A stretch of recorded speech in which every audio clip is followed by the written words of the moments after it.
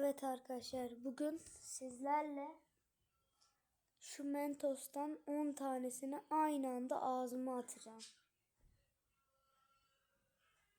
Bakalım nasıl oluyor.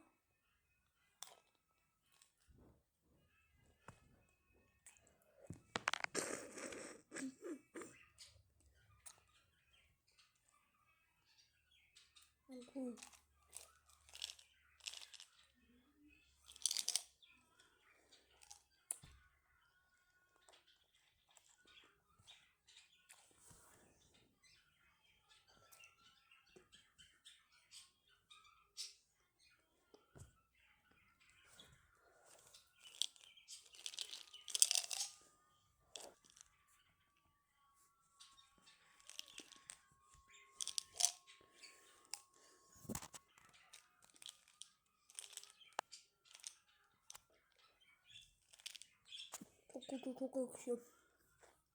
Çok yakışıyor. Çok yakışıyor.